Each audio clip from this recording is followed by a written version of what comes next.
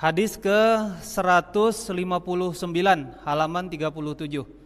Bismillahirrahmanirrahim. Wa an Abi Hurairah radhiyallahu anhu qala Rasulullah sallallahu alaihi wasallam, idza ishtaddal harru fa'abridu bis salati fa inna siddatal harri min fayhi jahannama. Muttafaqun alaih. Dari Abu Hurairah, ia mengatakan bahwasanya Rasulullah sallallahu alaihi wasallam bersabda, apabila panas matahari sangat menyengat, maka tunggulah waktu dingin untuk menunaikan sholat. Tundalah pelaksanaan sholat hingga panasnya reda, karena panas matahari yang menyengat itu sebagian dari hembusan neraka jahanam. Hadis muttafaq alaih. Baik, bacakan hadisnya dari Abu Hurairah radhiyallahu anhu bahwa Nabi sallallahu alaihi wasallam bersabda, idza ishtaddal harru, apabila panas menyengat, fa'abridu bis sholati, maka tundalah sholat sampai udara terasa sejuk. Kan gitu. Koma dulu di situ, kita akan coba memfokuskan pembahasan di teks itu.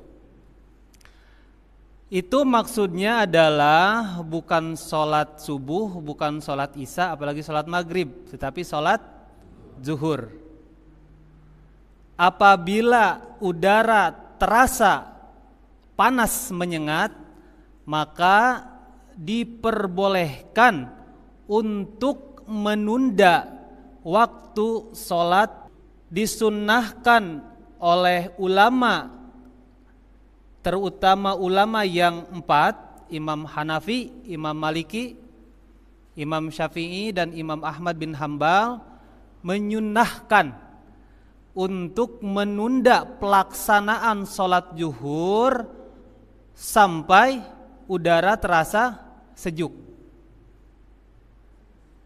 Kita tahu dulu pada zaman Nabi Shallallahu Alaihi Wasallam, masjid itu sangat sederhana.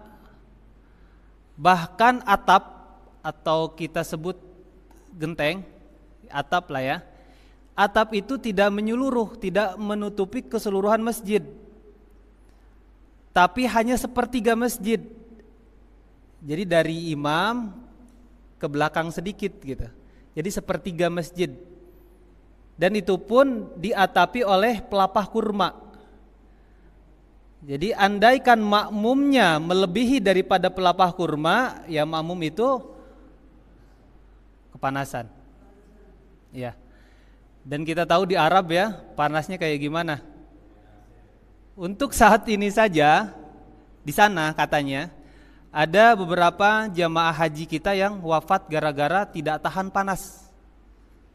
Panas saat ini di sana saya lihat di berita, kemudian saya coba cross check juga di berita resmi, memang iya panasnya sampai 46 derajat Celcius.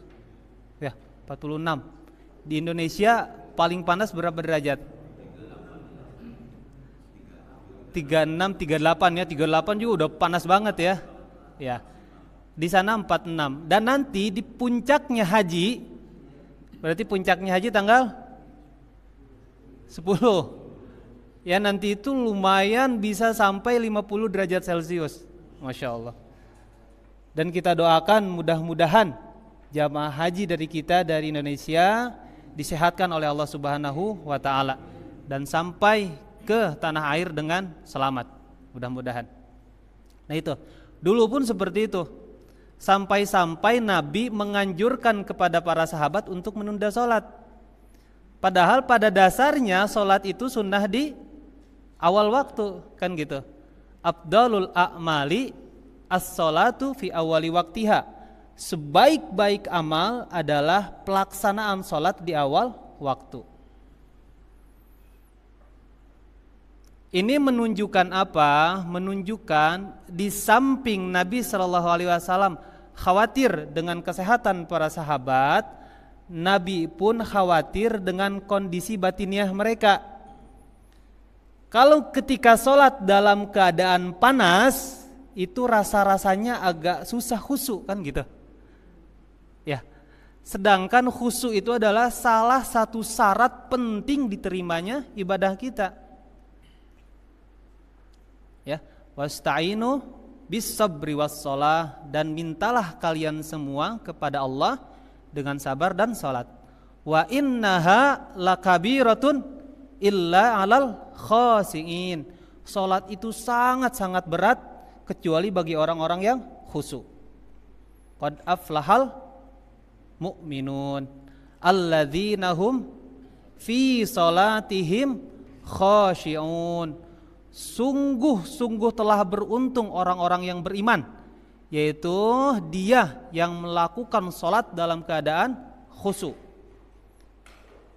Ini menjadi pelajaran untuk kita semua bahwa segala sesuatu yang menghalangi kita untuk khusyuk dalam salat itu wajib disingkirkan, termasuk merasa panasnya kita ketika kita melakukan salat. Apakah dalil atau hadis ini berlaku di Indonesia? Yang kita tahu di Indonesia kan sejuk, gak ada masjid yang bolong tengahnya, genteng semua kan. Kita pun jarang sholat di lapangan kalau tengah hari bolong, kan gitu. Apakah ini berlaku di Indonesia? Berlakunya adalah untuk ketua DKM, untuk pengurus masjid, dan untuk jamaah semua. Saling gotong royong supaya masjid menjadi nyaman. Dengan nyaman itu kita bisa membantu jamaah untuk khusyuk. Alhamdulillah di kita ya, karpet tebal, yang bocor juga yang sedikit-sedikit bocor ditambal kan gitu. AC juga ada kan gitu. Kurang apa lagi kan gitu istilahnya. Kurang apa lagi, alasan apa lagi untuk kita tidak berjamaah di masjid. Padahal hampir semua ulama, terutama kalau kita mau menginduk ke ulama yang 4, mengharuskan bahwa sholat 5 waktu itu wajib berjamaah di masjid. Ya, iya. Nah itu bapak-bapak yang dirahmati Allah Subhanahu wa Ta'ala. Jadi kita memahami hadis ini bukan secara tekstual. Tidak berlaku kita di Indonesia sekarang. Kita nunggu dulu reda gitu kan, panasnya baru sholat. Enggak ada alasan kita untuk menunda sholat kalau di Indonesia. Jadi yang dititik beratkan dari hadis ini adalah bagaimana caranya supaya jamaah bisa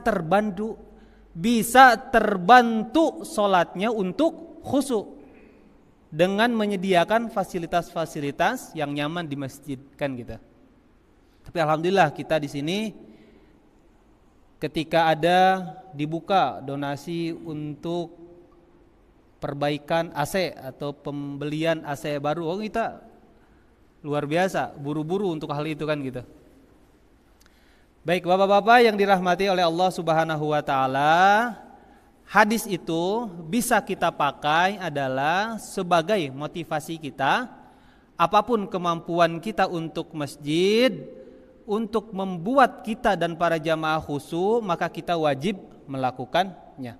Titik beratnya di khusyuk dalam sholat, bukan titik berat dalam masalah udara panas. Tapi supaya menghindari jamaah tidak khusyuk, jadi Nabi SAW menggeser waktu sholat ke waktu yang nyaman.